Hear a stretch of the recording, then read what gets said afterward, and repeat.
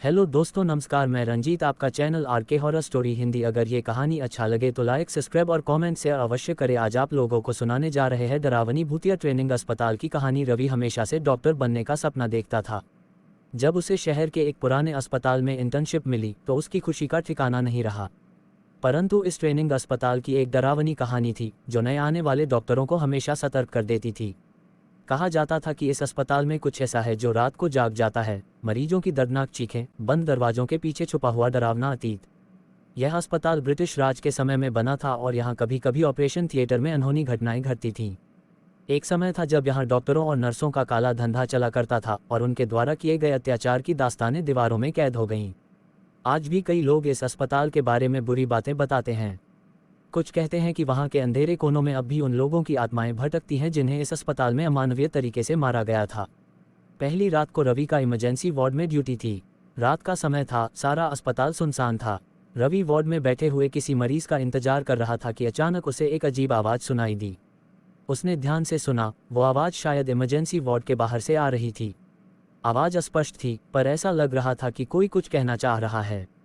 रवि जब आवाज़ का पीछा करता हुआ वार्ड से बाहर निकला तो उसने देखा कि एक सफ़ेद साड़ी में एक महिला धीरे धीरे वार्ड की ओर बढ़ रही थी। उसके चेहरे पर दर्द और आंसू थे।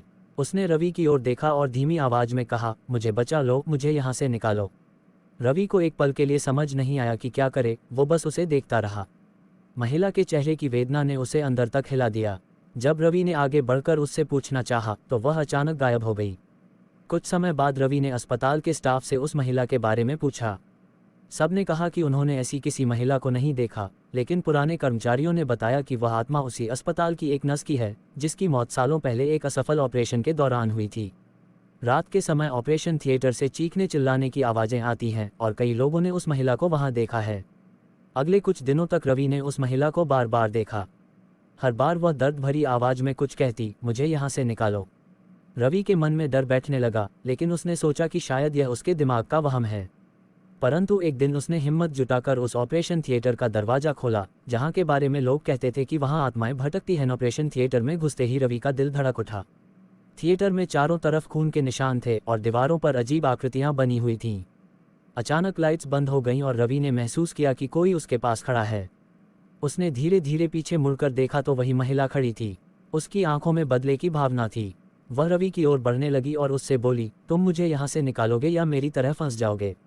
रवि ने हिम्मत जुटाई और उससे पूछा, तुम्हें यहाँ क्यों बांध रखा गया है। महिला ने बताया कि इस अस्पताल में उसके साथ बहुत अन्याय हुआ था। उसे नर्स की वर्दी में बुलाकर ऑपरेशन थिएटर में भेजा गया और उसके साथ अमानवीय अत्याचार किए गए।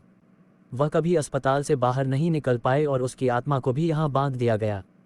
इस घटना के बाद रवि ने अस्पताल छोड़ने का निर्णय किया। उसने अस्पताल के मालिकों से बात की, लेकिन उन्होंने उसकी बातों को नज़रअंदाज कर दिया। रवि ने आखिरी बार उस ऑपरेशन थिएटर की ओर देखा और वहां से निकल गया।